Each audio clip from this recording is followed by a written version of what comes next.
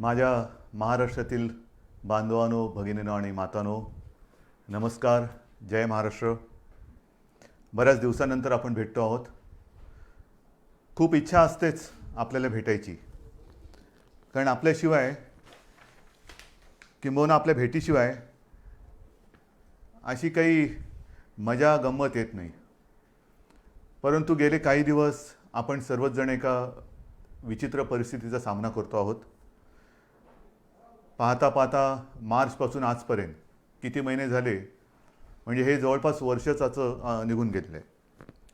आपल्याशी बोलायला सुरुवात करण्यापूर्वी मी सर्वप्रथम आपल्या महाराष्ट्रातील तमाम नागरिकांना, सर्व धर्मियांना मनापासून धन्यवाद देतो आहे. कारण हा काळ जो आहे, हा मी सुरुवातीलाही आपल्याला बोललो होतो, सांगितलं होतं, सणासुदीचा आहे, पावसाळ्याचा आहे, सुगीचा म्हणजे शेतीचा हा सगळा काळ आहे. ह्या सगळ्या काळामध्ये गर्दी करणं टाळा, सभा समारंभ उत्सव हे टाळा. आणि मला एका गोष्टीचं समाधान आहे की आपण सर्वच, मग त्याच्यात कोणतीही धर्मीय मागे राहिले नाहीत. गणेशोत्सव अत्यंत साधेपणाने साजरा केला गेला. ज्या काही प्रथा परंपरा उत्सव, मग जैन धर्मीय त्याच्यात आले, मुस्लिम आले, पारसी आले, ख्रिश्चन्स आले, सगळ्यांनी आपापली एक सामाजिक जबाबदारी, त्याची जाणीव ठेवून या सर्व सणासुदीच्या दिवसामध्ये संयम पाळला. तुम्हाला खरंच धन्यवाद देतोय.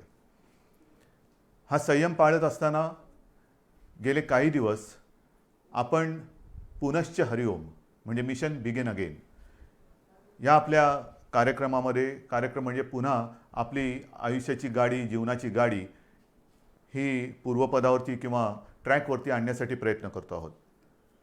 कार्यालयातील उपस्थिती वाढवत आहोत. इतर काही गोष्टी, मग त्याच्यामध्ये दुकानं असतील, मॉल्स असतील, हॉटेल्स असतील, ह्या सगळं इंडस्ट्रीज, उद्योगधंदे आहेत, यांच्यामध्ये आपण उपस्थितीला हळूहळू वाढीची परवानगी देतो आहोत. मधल्या काळामध्ये आपण जिल्हांतर्गत वाहतूकसुद्धा सुरू केलेली आहे. एकूणच पूर्णपणे आपण आपल्या आयुष्याची गाडी ही मार्गावरती आणण्याचा प्रयत्न करतो आहे. साहजिकच आहे, ह्या तीन गोष्टी एकत्र आलेल्या आहेत. एक तर आपलं आयुष्य पूर्वपदावरती आणणं, त्याच्यामध्ये सणासुदीचे दिवस, त्याच्यात पावसाळा, जी मला एक थोडी भीती होती आणि आहेच, ती समोर दिसते आहे. कोरोनाचं संकट गेलं तर नाहीच, पण ते वाढत चाललेलं आहे. वाढता वाढता वाढे अशी त्याची आजची परिस्थिती आहे. संपूर्ण जगामध्ये जणू काही दुसरी लाट येते की काय, किंवा आले की काय, अशी भीतीदायक चित्र आपल्यासमोर येत आहेत. मुंबईमध्ये सुद्धा गेले महिना 2 महिने आपण 1000च्या आसपास रुग्णसंख्या ही रोखून ठेवली होती, ती आता 2000वरती गेलेली आहे. पुण्यामध्ये वाढते, सांगली, सातारा, ग्रामीण भागामध्ये आता हातपाय पसरायला लागलेला आहे. राज्यांमध्ये इतर ठिकाणी सुद्धा, म्हणजे इतर राज्यांमध्ये सुद्धा याची वाढ होते आहे. ह्याच दरम्यान आपलं विधानसभेचं अधिवेशन सुद्धा पार पडलं. हे अधिवेशन आपल्याला 2 दिवसात सगळे कामकाज आपल्याला त्याच्यात संपवावं लागलं.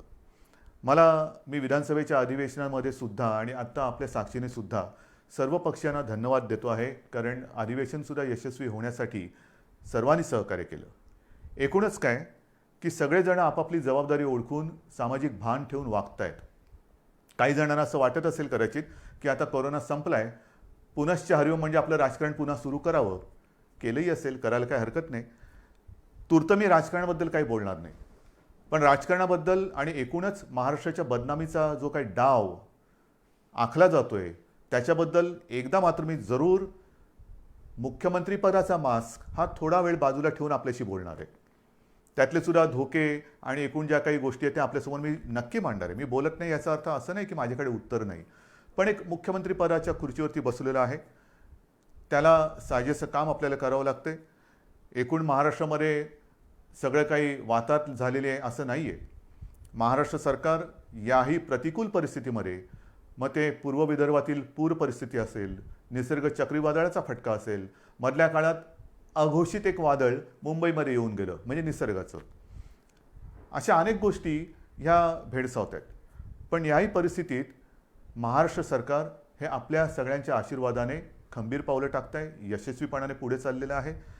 हे केवळ आणि केवळ आपल्या आशीर्वादाचंच हे बळ आहे. आज मी काही गोष्टी आपल्याशी बोलणार आहेच, पण सुरुवात करताना मी करोना या विषयावरतीच बोलणार आहे. कारण करोनाचं संकट हे आता हळूहळू अक्राळ विक्राळ रूप धारण करेल की काय, अशी एक जगभर चिंता व्यक्त केली जाते. WHO ह्या संस्थेने सांगितलेलं आहे की कदाचित ही पुढच्या अधिक भीषण संकटाची नांदी असू शकेल. घाबरण्याचं काम नाही आहे, पण खबरदारी मात्र घेतलीच पाहिजे. अगदी सुरुवातीच्या काळात मी आपल्याला बोललो होतो की तुम्ही खबरदारी घ्या, आम्ही जबाबदारी घेतो. आज मी जबाबदारीतला काही हिस्सा हा तुमच्यावरती सुद्धा टाकणार आहे. आपल्या खांद्यावरती सुद्धा मी जबाबदारी टाकणार आहे. खबरदारी आणि जबाबदारी ह्याचा दोन्हीचा वाटप आपण दोघांनी करायचं आहे. काही गोष्टींची खबरदारी ही आम्हीही घेणार आहोत, काही गोष्टींची खबरदारी ही तुम्ही घ्यायची, काही जबाबदारी ही सरकारही घेईल, काही जबाबदारी आपणही घ्यायची आहे. मुख्य म्हणजे आपली जबाबदारी ही आपल्या कुटुंबापुरती असणार आहे. आणि म्हणून आपण ऐकलं असाल, पाहिलं असाल, मी महाराष्ट्रामध्ये येत्या 15 तारखेपासून जवळपास एक महिनाभर एक मोहीम राबवतो आहे. आणि या मोहिमेमध्ये जो कोणी या महाराष्ट्रावरती प्रेम करतो, जो कोणी आपल्या महाराष्ट्राला आपली भूमी मानतो, तो प्रत्येक महाराष्ट्रप्रेमी नागरिक जात पात धर्म पक्ष राजकारण बाजूला ठेवून सहभागी झालेला मला पाहिजे, किंबहुना त्यांनी सहभागी व्हावं असं माझं आवाहन आहे. ही मोहीम जी आहे त्या मोहिमेला आपण नाव दिलेलं आहे माझे कुटुंब माझी जबाबदारी. माझे कुटुंब माझी जबाबदारी. हे महाराष्ट्र माझं कुटुंब आहे आणि महाराष्ट्राला सुरक्षित ठेवणं ही माझी जबाबदारी आहे. आता ही जबाबदारी ही महाराष्ट्रातील, मी जसं म्हटलं की प्रत्येक महाराष्ट्रप्रेमीची जबाबदारी आहे. माझे कुटुंब माझी जबाबदारी म्हणजे काय? जसं आपण इतर वेळेला बघतो जुडो कराटेचे क्लासेस, आपली मुलं किंवा मुली हे त्याच्यामध्ये जातात, जुडो कराटे शिकतात. का शिकतात? Self defence. मग ते हे ते चालूच असतं त्यांचं. आणि मग त्याच्यात जो प्रावीण्य मिळवतं, निपुणता मिळवतो, त्याला ब्लॅक बेल्ट लागतो. आणि मग आपण म्हणतो अरे माझा मुलगा ब्लॅक बेल्ट आहे, मग माझी मुलगी ब्लॅक बेल्ट आहे. आता हा ब्लॅक बेल्ट सेल्फ डिफेन्सच्या या मोहिमेमध्ये तोंडावरती लावायचा आहे मास्क. जो मास्क सार्वजनिक ठिकाणी लावून फिरेल तो मास्क म्हणजे आपला ब्लॅक बेल्ट आहे. आपलं सेल्फ डिफेन्सचं ते एक आपलं आयुध आहे. स्वतः सुरक्षित राहणं. आजपर्यंत लस कधी येणार, औषध कधी येणार, चर्चा चरवणं खूप ऐकतोय. मधल्या काळामध्ये लस उत्पादक एका कंपनीला थोडंसं थांबावं लागलं, पॉज बटन दाबावं लागलं, पुन्हा त्यांचा प्रयोग सुरू झालेले आहेत. ठीक आहे, साधारणतः डिसेंबर जानेवारीमध्ये ही लस आपल्या हातात येईल अशी एक आशा आहे आणि आपली प्रार्थना आहे. पण तोपर्यंत हे आता जागतिक सत्य आहे की सदा सर्वदा योग तुझा घडावा नाही. म्हणजे बाहेर फिरताना गर्दीच्या ठिकाणी सदा सर्वदा मास्क लावावा. कधीही मास्क काढून गर्दीच्या ठिकाणी फिरू नका. चार चौघामध्ये मास्क लावल्याशिवाय जायचं नाही, गर्दी करायची नाही. म्हणजे पहिली गोष्ट, एकतर आवश्यक नसेल तर घराबाहेर पडू नका. आणि आवश्यकता असेल, कारण आवश्यक तर असतंच, रोजीरोटी कमवायची म्हणजे घराबाहेर पडणं आलंच. मग ते पडताना जिथे जिथे गर्दी होईल तिथे तोंडावरती मास्क लावायचा, एकमेकापासून अंतर ठेवायचं. त्याचबरोबरीने हात सतत धुत राहणं. हे काही नवीन नाही आहे. ही पहिल्या दिवशीची जी काही तुम्हाला मी खबरदारी घेण्याची एक गोष्ट सांगितली होती, तीच त्रिसूत्री. ही त्रिसूत्री हीच ह्या विषाणूपासून लांब राहण्याचं एक आयुध आहे. ह्याच्या पलीकडे अजूनही तसं काही आलं आहे. औषधं येत आहेत, उपचार होत आहेत, आपण सुविधा वाढवतो आहोत, रुग्णशय्या वाढवतो आहोत, जम्बो हॉस्पिटल्स वाढवतो आहोत. ऑक्सिजनची थोडीशी एक कमतरता जाणवते, कारण आपले उद्योगधंदे सुरू झाले, त्यांनासुद्धा ऑक्सिजन लागत आहेत. पण आपण आता ऑक्सिजन ही आपल्या आरोग्य खात्याची प्राथमिकता ठरवलेली आहे. त्याच्यामध्ये 80% ऑक्सिजन हा प्रथम आरोग्यासाठी वापरला जाईल आणि मग आपण उद्योगासाठी देऊ. तर ह्या सगळ्या गोष्टी करतोय. डॉक्टरांचे टास्क फोर्स नेमतोय, कोरोना दक्षता समित्या नेमतो आहेत. परंतु ही जी मोहीम माझे कुटुंब माझी जबाबदारी आपण सुरू करतो आहोत, त्याच्यामध्ये एक दोन गोष्टी महत्त्वाच्या आहेत. एक म्हणजे प्रशासनाकडून माझ्या सूचना अशा आहेत आणि अपेक्षा माझी अशी आहे की अवघड जरी वाटत असलं तरी अशक्य काहीच नसतं. अवघड म्हणजे काय की महाराष्ट्राची लोकसंख्या ही जवळपास 12 कोटी आहे. ह्या 12 कोटी जनतेची आरोग्य तपासणी ही अशक्यप्राय आणि अवघड आहे. 12 कोटी कुटुंब म्हटल्यानंतर किती घरं आली, कुठे कुठे आली, घनदाट लोकवस्ती कुठे आहे, तुरळक लोकवस्ती कुठे आहे. आपला प्रयत्न असा असणार आहे की ह्या महाराष्ट्रातील प्रत्येक घरामध्ये पुढच्या महिनाभरामध्ये किमान 2 वेळा तरी आरोग्याची चौकशी करायला आपली टीम जाईल. त्याच्यामध्ये मला आमदार, खासदार, जिल्हा परिषद सदस्य, सरपंच, नगरसेवक सगळ्यांनाच मी सांगतोय की प्रत्येक जणांनी आपापल्या वॉर्डाची जबाबदारी घ्यावी. आपापल्या वॉर्डामध्ये म्हणजे छोट्या छोट्या विभागात जर का आपण जबाबदारी घेतली तर संपूर्ण महाराष्ट्र हा आपण याच्यामध्ये सहज व्यापून टाकू शकतो. कारण प्रत्येक मतदारसंघाला त्याचा लोकप्रतिनिधी आहे.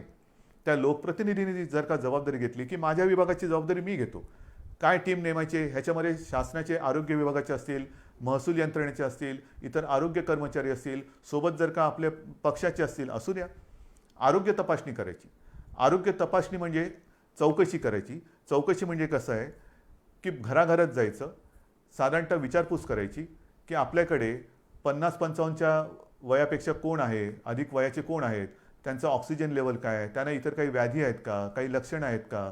जर काही व्याधी किंवा लक्षणं असतील तर ती आपल्या शासनाच्या यंत्रणेला लक्षात आणून द्यायचं. मग त्यानुसार पुढील उपचार काय करायचे, कुठे करायचे, ह्याचं मार्गदर्शन आपली मग शासकीय टीम त्यांना करेल. एकूणच काय की आपण मुंबईमध्ये जी यंत्रणा लावलेली आहे, मोहीम राबवतो आहोत, चेस द व्हायरस. म्हणजे व्हायरस पोचायच्या आधी आपण आपल्या नागरिकाकडे, माता भगिनी बांधवांकडे जायचं आणि त्यांना या व्हायरसपासून वाचवायचं. त्यांच्यामध्ये जर का रोगप्रतिकारक शक्ती कमी असेल, इतर काही व्याधी विकार असतील तर त्याच्यावरती इलाज करणं, ऑक्सिजन वाढवणं, ह्या सगळ्या गोष्टी करणं हे माझे कुटुंब, माझी जबाबदारी, ही एक बाब झाली. बाहेर फिरताना सुद्धा जे मी आपल्याला सांगितलं, बाहेर जो कुटुंबातला बाहेर जाऊन येईल त्यांनी, मी तर तुम्हाला काही गोष्टी सांगणारच आहे, मी मुद्दामून कागदावरती घेतलेल्या आहेत. आणि काही गोष्टी ह्या अगदी लहानपणी आपल्याला सांगितल्या गेलेल्या आहेत. मला सुद्धा आठवतं आहे, माझी आम्ही बाहेरून खेळून आल्यानंतर आम्हाला मुलांना सांगायची, अरे खेळून आलास, चल हातपाय धू, कपडे बदल. आणि मग आमच्या प्रार्थना असायची, परवच्या असायची. हे लहानपणीचे संस्कार. आता हेच संस्कार, ह्याच गोष्टी ह्या करोनाने आपल्याला सांगितलेल्या आहेत.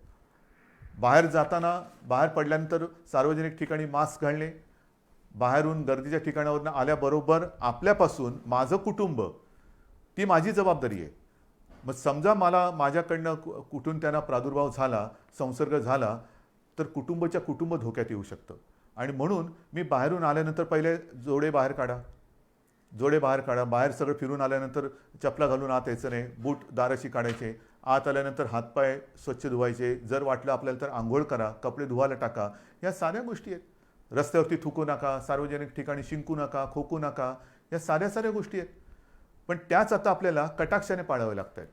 आणि म्हणून लोकांमध्ये वावरताना सुरक्षित अंतर ठेवावे, मास्क घालावा, हात वारंवार धुवावे.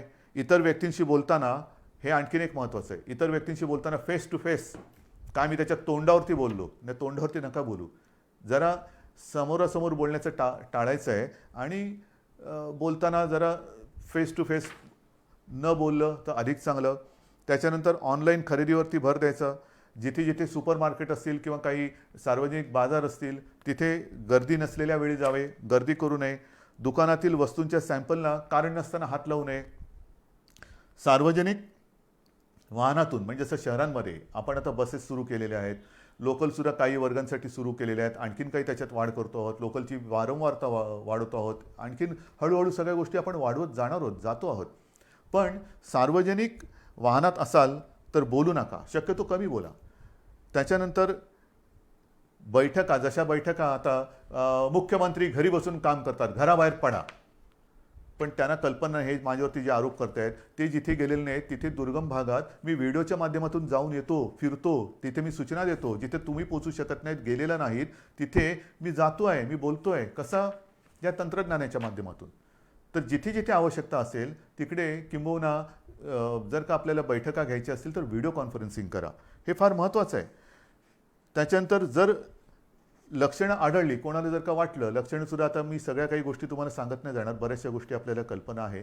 लक्षणं आढळली तर तुम्ही कुठे गेला होतात, साधारणतः कोणाला भेटला होतात, त्याची एक माहिती, त्याची एक यादी ही आपल्याला तपासायला आलेल्या आरोग्य अधिकारी किंवा जी शासन यंत्रणा असेल त्याच्याकडे द्या, की जेणेकरून त्यांच्यापासून, म्हणजे त्यांच्यावरती आपण इलाज करू शकू आणि त्यांच्यापासून इतरांना होणारा संसर्ग आपण थांबवू शकू.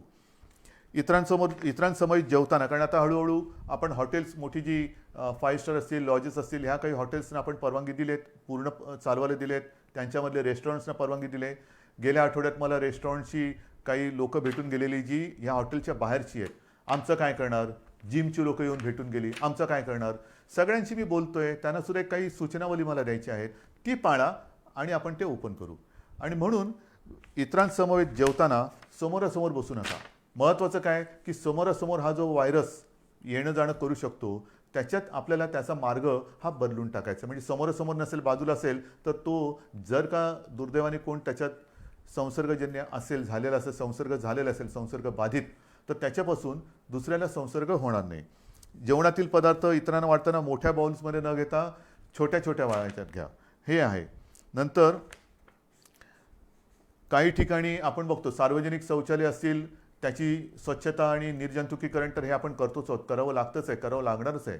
पण घरामध्ये सुद्धा ज्यांच्याकडे आता शहरी भाग आहे, शहरामध्ये पूर्वीच्या शौचालयांची आता कमतरता आहे, ती जात चालली. नवीन ती युरोपियन स्टाईलची आली.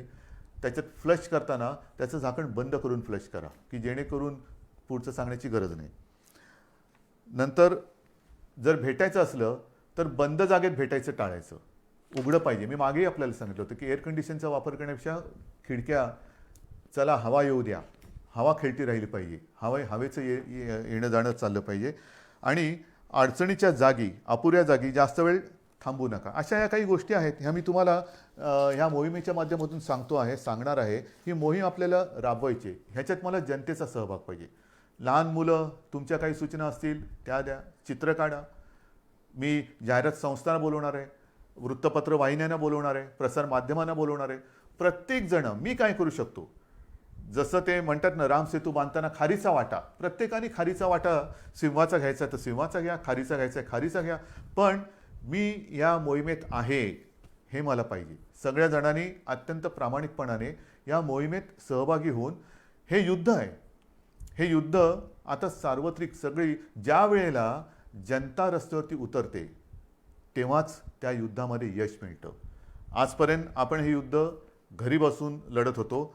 आता मला तुम्हाला एक एक गोष्टी मी उघड करत चालू असताना, अजून मी पूर्ण ओपन केलेल्या नाहीत, कारण व्हायरस वाढतो आहे. पुन्हा लॉकडाऊन करायची वेळ येऊ नये हीच एक अपेक्षा आहे. पण जर ह्या गोष्टी तुम्ही कटाक्षाने पाळणार असाल तर, अजूनही मला काही ठिकाणी दिसतंय, मी येता जाताना बघतो, हळूहळू मुंबईमध्ये सुद्धा शिथिलता यायला लागलेली आहे. मास्क असतात पण ते मास्क कसे हनुवटीवरती असतात. आज मी मास्क घातला नाही कारण मी एकटा या खोलीत तुमच्याशी बोलतोय, पण हनुवटीवरती मास्क असतात, म्हणजे तोंडावरनं नाकावरनं काढलेले असतात. अनेक जण एकटे जेव्हा धावत असतात तेव्हा तोंडावरती मास्क असतात, आणि मित्र भेटल्यानंतर जवळ जाऊन मास्क काढून बोलतात. म्हणजे जिकडे मास्क तशी आवश्यकता नाही एकटे असताना, तिकडे मास्क, आणि भेटल्यानंतर गप्पा मारताना मास्क काढून बोलतात. तर नाही, मला असं वाटतं की जसं इतर देशांमध्ये त्यांनी केलेलं आहे, संपूर्ण ओपन केलेलं आहे, पण कायदे कडक केलेले आहेत. सार्वजनिक ठिकाणी मास्क घातला नसेल तर कडक दंड. जर एखाद्या ठिकाणी दुकानात किंवा कुठे गर्दी झाली, त्यांचे कॅमेरे ऑन असतात, ताबडतोब ते दुकान बंद. बसमध्ये सुद्धा किंवा मेट्रोमध्ये सुद्धा गर्दी झाली, ताबडतोब तिकडे ती कारवाई केली जाते. तर ह्या काही गोष्टी ह्या कायद्याने करण्याची गरज आहे का? का आपण आपली सुरक्षितता किंवा आपली जबाबदारी आपण पार पाडू शकत नाही का?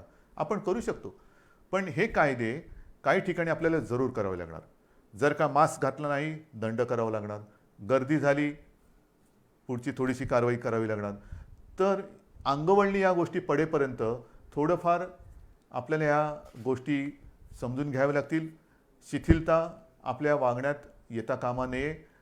आयुष्यामध्ये हे संकट हे कदाचित जगावरचं पहिलं महाभयानक संकट असेल, आणि त्याचा सामना आपण करतोय, आपली पिढी त्याचा सामना करते आहे.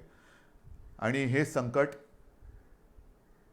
हे शेवटचं असेलच असं नाही, कदाचित पुढे अशी संकटे येऊ शकतील, आणि एकूणच ह्या संकटातून बाहेर पडताना पुढच्या संकटाचा सामना कसा करावा ते ह्या संकटातून आपण शिकू शकतो. हे झालं या कोरोनाच्या बाबतीमध्ये. पण गेल्या काही दिवसामध्ये ज्या काही गोष्टी आपण सरकार म्हणून केलेल्या आहेत, वादळं मागून वादळं, मग ती निसर्गाची वादळं असतील, राजकीय वादळ तर ठीक आहे, त्याचा सामना तर मी करेन तुमच्या सगळ्यांच्या सोबतीने. परंतु खास करून मला एका गोष्टीचं समाधान वाटते की याही कठीण परिस्थितीत आपण जे वचन शेतकऱ्याने दिलं होतं की तुमचं यांचं कर्ज पीक कर्ज हे 2 लाखापर्यंत आहे, त्या महाराष्ट्रातील सर्व शेतकऱ्यांना आपण कर्जमुक्त करणार. जवळपास 29.5 लाख शेतकऱ्यांना आपण कर्जमुक्त केलेलं आहे. एक अभिमान आहे, नक्कीच अभिमान आहे की पहिलं अधिवेशन जे आपलं झालं होतं नागपूरचं, त्या अधिवेशनात आपण जाहीर केलं होतं आणि त्याप्रमाणे जाहीर केल्याप्रमाणे आपण जवळपास 29.5 लाख शेतकऱ्यांना कर्जमुक्त केलेलं आहे. यावर्षी विक्रमी कापूस खरेदी केलेली आहे. जिथे जिथे जे काही नुकसान झालेलं आहे, आणखीन काय झालेलं असेल, तिथे तिथे सरकार म्हणून आपली जबाबदारी आपण पार पाडतो आहोत. एकूणच सरकार शेतकऱ्यांच्या आणि महाराष्ट्रातील नागरिकांच्या सोबत त्यांच्या पाठी खंबीरपणाने उभं आहे.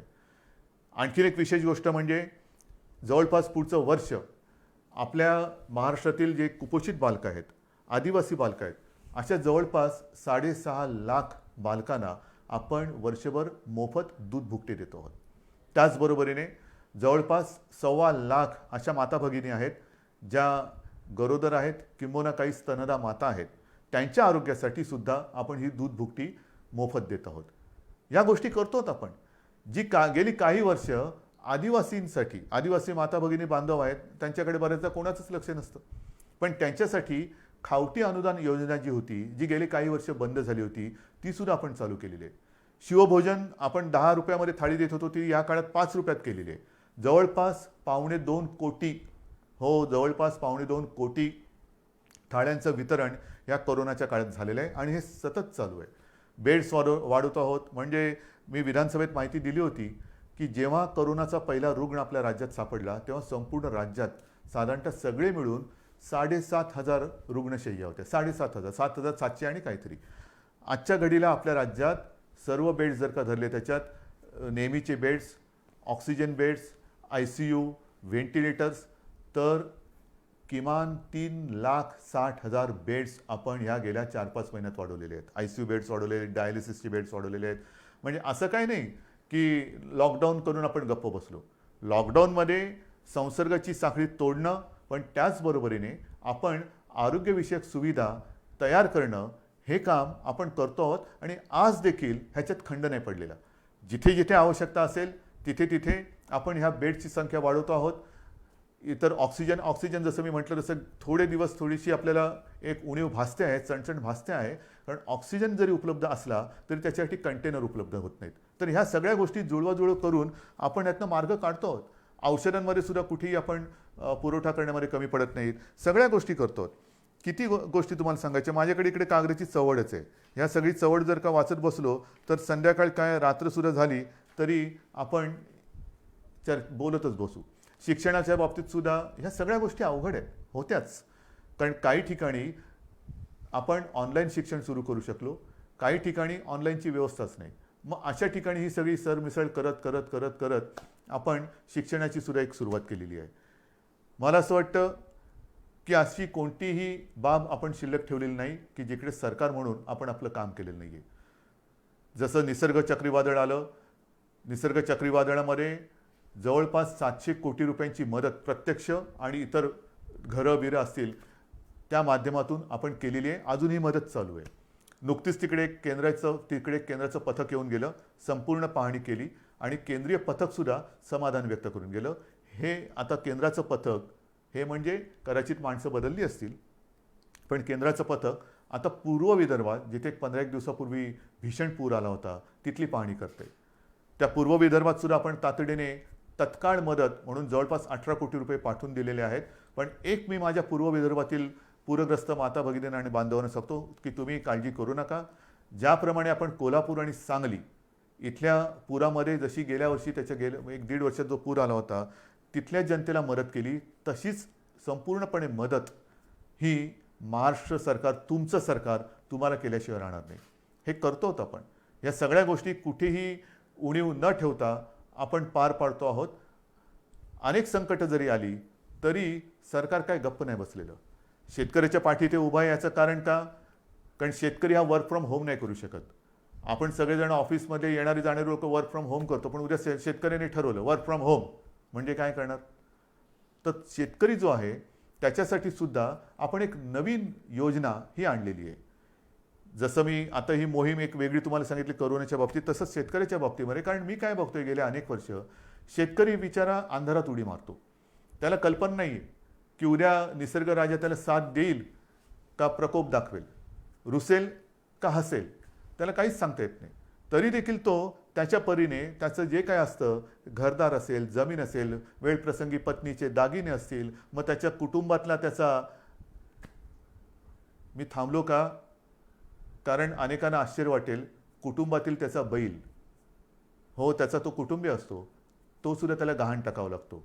आणि सगळं गहाण टाकून म्हणजे आयुष्यच गहाण टाकतो. आणि त्या आपल्या मातीमध्ये सोयाबीन पिकवेल, तूर पिकवेल, कधी कापूस पिकवेल, हे आपल्या विभागवारही अशी रचना झालेली आहे. आणि मग आपल्याला अनुभवास काय येतं, जर निसर्गाने साथ दिली, पीक तरारून आलं, तर त्याला जास्त झालं म्हणून भाव मिळत नाही. निसर्ग रुसला, पावसाने झोडलं, गारपीट झाली, तर उभं पीक म्हणजे सोनं त्याच्या डोळ्या देखत मातीमोल होतं, म्हणजे तरी त्याची पंचायत झाली. डोक्यावरती कर्जाचं ओझं हे वाढता वाढता वाढतच चालतं. त्या डोंगरातून तो कधी, डोंगराखालून तो कधी बाहेरच येत नाही.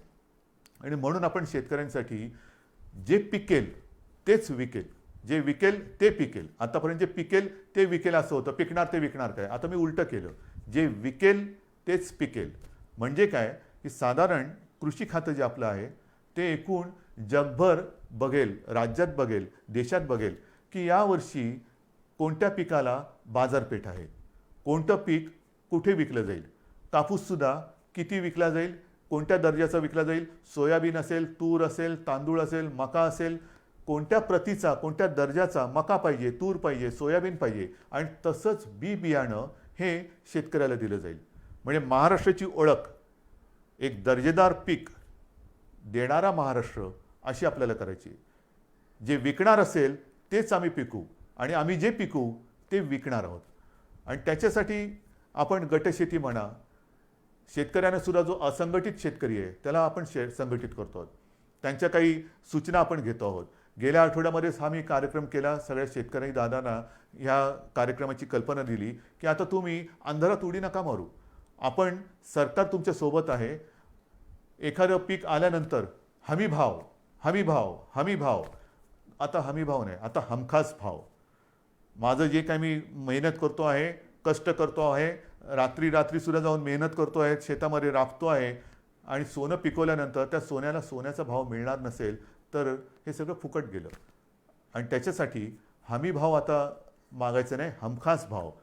आणि जे मी पिकवणार आहे ते विकलं गेलंच पाहिजे. ही जी एक साखळी आहे ती साखळी आता आपण निर्माण करतो आहोत. आणि त्या साखळीमध्ये हा सगळा नाशिवंत माल असतो, भाजीपाला असेल, धान्य असेल, त्यांच्यासाठी